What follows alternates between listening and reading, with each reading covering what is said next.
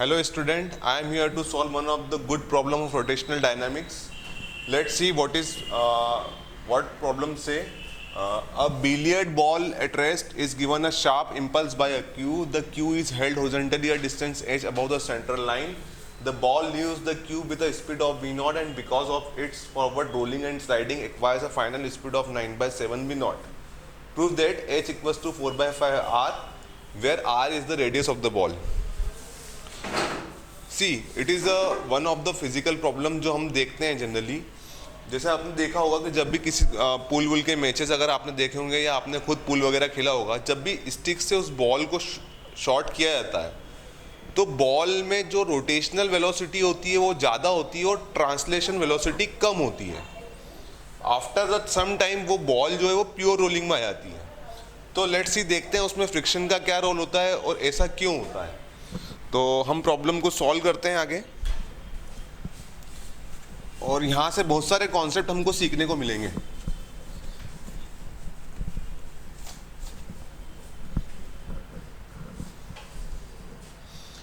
जैसे for example जो हमको क्वेश्चन दिया हुआ था, सबसे पहले तो हमको उसका फ्री बॉडी डायग्राम बना लेना चाहिए. मैकेनिक्स की कोई भी प्रॉब्लम अगर हम सॉल्व कर रहे हैं सबसे पहले उसका फ्री बॉडी डायग्राम बना लें. ये मेरे पास में ग्राउंड है और ये इसकी रेडियस r है. इसको यहाँ ले लेते हैं. ये पॉइंट C है. इस पे कौन कौन से फोर्स लग रहे होंगे. जैसे अगर मैं बात करूँ तो एक तो फोर्स लग रहा होगा normal because of ground, mg weight of the ball. इस केस में फ्रिक्शन की डायरेक्शन कहाँ होगी. जैसे अगर हम थोड़ा सा इसको ध्यान से देखें तो जस्ट आफ्टर द शॉट या just after the impulse, basically come time के लिए ज़्यादा फोर्स लगता है उसको हम इम्पल्स बोलते हैं. तो जो इम्पल्स इस पे लग रहा होगा उसके कारण ये बॉल इस तरह से रोटेट करने की कोशिश कर रही होगी, क्योंकि ये पॉइंट जो है वो इधर खिसकना चाह रहा है, वो इधर शिफ्ट होना चाह रहा है. तो फ्रिक्शन की डायरेक्शन जो होगी वो आगे की तरफ होगी. ऑल्दो क्वेश्चन में आगे हमको और क्लियर हो जाएगा कि फ्रिक्शन की डायरेक्शन आगे क्यों है. इस क्वेश्चन के लिए सबसे पहले मैं दो थ्योरम्स का यूज़ करूंगा. एक तो लीनियर इम्पल्स मोमेंटम थ्योरम का और इम्पल्स एंगुलर मोमेंटम थ्योरम का. सबसे पहले मैं लिख रहा हूं impulse momentum theorem. Impulse momentum theorem जो बोलती है वो बोलती है कि change in momentum which is given by integration of F D T. F D T का integration, F D T basically है क्या. F D T defines the impulse, एक कम टाइम में लगने वाला बहुत ज़्यादा फोर्स. सेम जैसे हमने देखा होगा कि क्रिकेट बॉल जैसे हम मारते हैं, क्रिकेट में कोई भी बैट्समैन शॉट अगर लगाता है तो बैट और बॉल के बीच में कॉन्टेक्ट टाइम बहुत कम होता है पर फोर्स इतना ज़्यादा होता है कि बॉल का पूरा मोमेंटम ही चेंज हो जाता है. तो वो डिफाइन करता है इम्पल्स, और चेंज इन मोमेंटम जो होता है वो इक्वल्स टू इम्पल्स होता है. ये बुक कहती है इम्पल्स मोमेंटम थ्योरम. तो अगर इस केस में अगर मैं लगाऊं तो मुझे मालूम है कि जो फोर्स लग रहा था वो सेंटर लाइन से एच डिस्टेंस पे लग रहा था. मान लीजिए उस फोर्स की वैल्यू एफ है, ठीक है. तो अगर मैं इसको लिखना चाहूँ तो मैं इसको, आपने देखा होगा बहुत सारी बुक्स में इसको लिख देते हैं directly F average del t which is equals to del p. बहुत सारे बच्चों को कन्फ्यूजन होता है कि डायरेक्ट ये टर्म कैसे आ गई. बेसिकली वो टर्म आने का जो सोर्स है, अगर मैं देखूं कि मान लो फोर्स कुछ ऐसा लग रहा होगा, मैंने कुछ भी उसकी डेल टी टाइम के लिए उसका ले लिया है कि इस तरह का कुछ मैग्नीट्यूड होगा उसका. ये मान लीजिए एफ मैक्स होगा, ये एफ मैक्स. चूंकि इस पूरे का जो एरिया है वो इस एवरेज के बराबर है,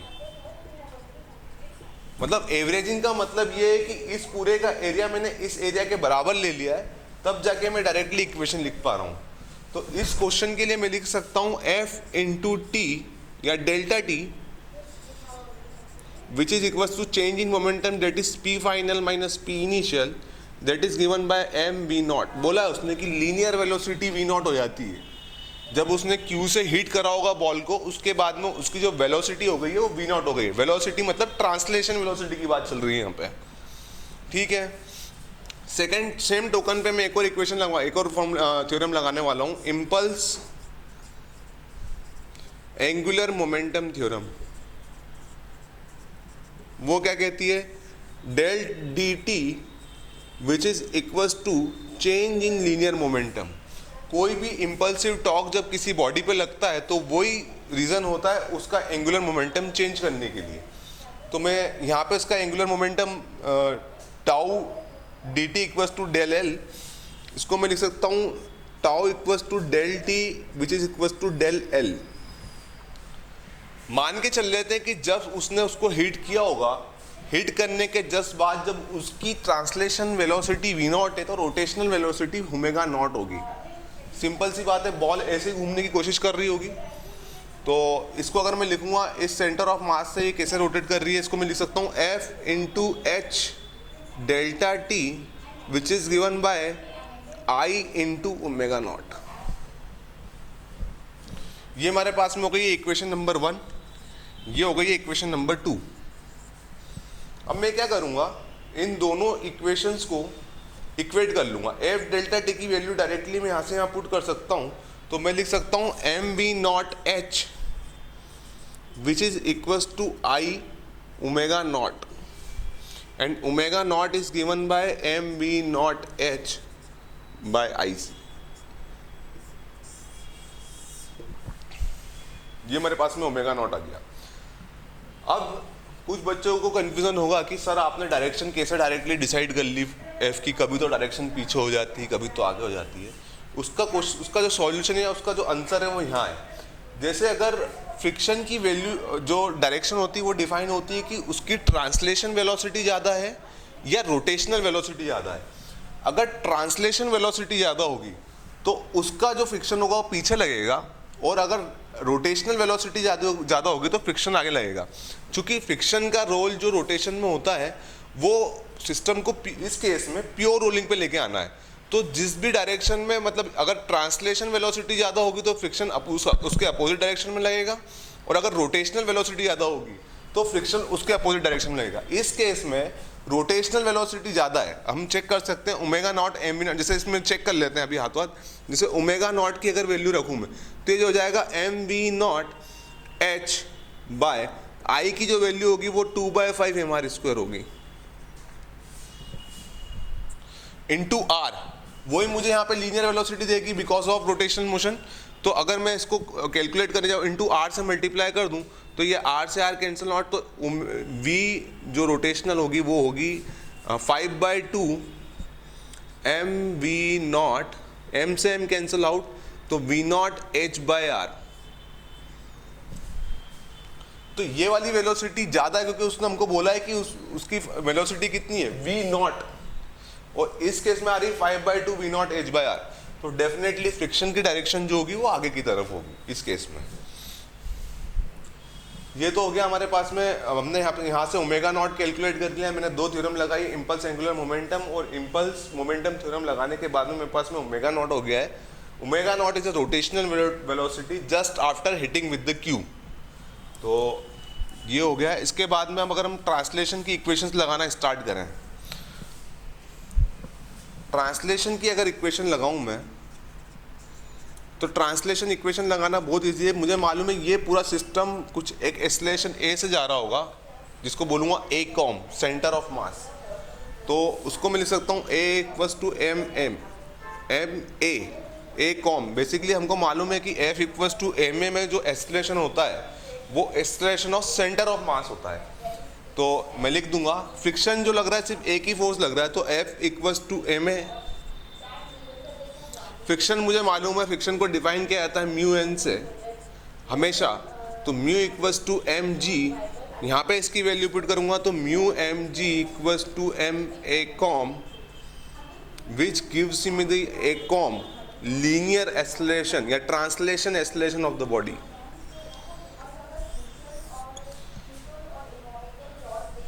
सेम टोकन पे अगर मैं बात करूं, ये लीनियर एक्सेलरेशन हो गया है मेरे पास में। इसके बाद में मैं कर लेता हूँ अल्फा निकाल लेता हूँ, रोटेशनल एक्सेलरेशन। अल्फा निकालने जाऊंगा तो मुझे मालूम है टाउ इक्वल्स टू होता है आई अल्फा। टाउ ये जो बॉडी रोटेशन में आई है वो रोटेशन में सिर्फ इसी कारण से आई है कि उसके ऊपर एक कोई टॉर्क लग रहा होगा। तो टॉर्क सिर्फ एक ही लग रहा है, फ्रिक्शन वो भी सेंटर ऑफ मास से लग रहा है, मतलब सेंटर ऑफ मास से बॉडी घूम रही है। तो इसको मैं लिख सकता हूँ F into R. Which is equal to I alpha, alpha की वैल्यू डायरेक्टली कैलकुलेट हो जाएगी एफ आर बाय आई और mu M G R by I. ये मेरे पास में अल्फा की वैल्यू आ गई है और ये मेरे पास में ट्रांसलेशन एक्सेलरेशन की वैल्यू आ गई है। अब यहां से कुछ नहीं करना है, सिंस उसने मुझे कहा हुआ है कि जो लीनियर वेलोसिटी है, जो सिस्टम की translation velocity after the pure rolling है, आफ्टर द सम टाइम, वो हो गई 9/7 वी नॉट। तो कितने टाइम में प्योर रोलिंग स्टार्ट हो रही होगी वो कैलकुलेट करना है, बहुत इजी है। मुझे मालूम है v equals to u plus a t, this is the equation of motion, this is the final velocity that is 9/7 v not, initial velocity that is v not plus acceleration which is given by the mu g into T.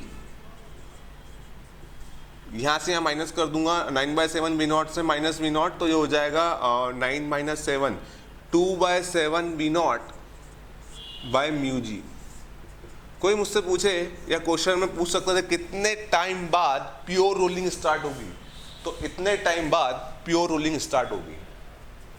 अच्छा, इतने time बाद कितना rotational motion, उसकी rotational velocity होगी, ball की rotational velocity क्या होगी after time t, जब प्योर रोलिंग होने वाली होगी, तो उसको मैं लिख सकता हूँ ओमेगा इक्वल्स टू ओमेगा या omega final equals to omega initial plus alpha t. चूंकि इस केस में अगर हम देखें, जो अल्फा की वैल्यू है वो नेगेटिव है, basically negative in the sense ball घूम रही है एंटी क्लॉकवाइज डायरेक्शन में और फ्रिक्शन उसको घुमाना चाहता है किस डायरेक्शन में, एंटी क्लॉकवाइज डायरेक्शन में, तो इसको मैं लिख सकता हूँ एंटी क्लॉकवाइज डायरेक्शन। ऑल्दो मुझे सिर्फ मैग्नीट्यूड से मतलब है इसका, और चाहे तो डायरेक्शन ना लिखें तो माइनस साइन लगा दें आगे, minus mu M G R by I. तो थोड़ा यहाँ से रब कर लेते हैं। ओमेगा नॉट की वैल्यू मेरे पास में है m B not by h, m B not H by I, sorry. तो ओमेगा फाइनल जो कि मुझे कैलकुलेट करना है, ओमेगा इनिशियल की वैल्यू है मेरे पास में m B not H by I minus, minus क्यों, क्योंकि अल्फा जो है उसके मोशन को अपोज कर रहा है, तो mu minus mu M G are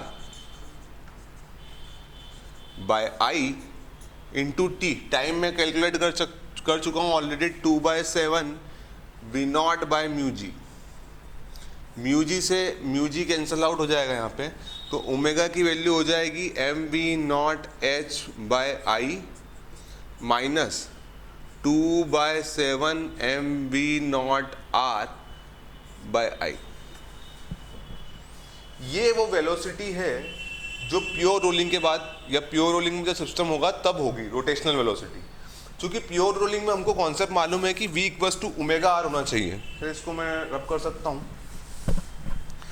जब भी सिस्टम प्योर रोलिंग में होता है या कोई भी बॉल या कोई भी ऑब्जेक्ट प्योर रोलिंग में होता है, तो हमको मालूम है कि प्योर रोलिंग पे होने में ये जो पॉइंट होता है जो ग्राउंड से टच करता है, उसकी ट्रांसलेशन वेलोसिटी तो v होती है और एंगुलर वेलोसिटी जो ओमेगा आर होती है। क्योंकि इन दोनों वेलोसिटीज जो होती हैं वो इक्वल एंड अपोजिट होती है, तो v equals to omega r, तभी ये पॉइंट इंस्टेंटेनली उस मतलब जीरो वेलोसिटी, रिलेटिवली वो जीरो वेलोसिटी पे होता है ग्राउंड पे, तो v equals to omega r. अगर मैं ये पुट करूं तो ओमेगा मुझे मालूम है और v जो होने वाला है वो 9/7 v नॉट होने वाला है। ओमेगा की वैल्यू मेरे पास में m B not H by I minus 2/7 M B not are by I into r. इस पूरे को सॉल्व कर लेते हैं। तो अगर मैं एम बी नॉट आई को कॉमन ले लूँ तो 9/7 b not equals to m B not by I which is given by h minus 2/7 r into r, correct. उसके बाद में एम वी नॉट से वी नॉट कैंसिल आउट, तो 9/7 equals to M bye, इसको रख देते हैं 2/5 M R square. Moment of inertia about the centre of mass 2/5 M R square. h minus 2/7 r into r, एक r से r cancel out, m से m cancel out, तो हो जाएगा 9/7 इंटू 5/2। 5/2 का मल्टीप्लीकेशन और r का मल्टीप्लीकेशन अंदर कर देते हैं, तो हो जाएगा 5/2 h by r minus 2/7 into 5/2। 2 से 2 कैंसिल आउट, 5/7 को इधर ले आते हैं, तो ये मेरे पास में फाइनल सोल्यूशन हो जाएगा 9/7 plus 5/7 equals to 5/2 h by r, which is given by 14/7 equals to 5/2 h by r, cancel out 2, h की वैल्यू हो गई 4/5। It is the one of the classical problem of rotational dynamics. तो इस problem को एक दो बार solve करें, और कोई भी प्रॉब्लम हो तो कमेंट करें। Thank you. ठीक है सर।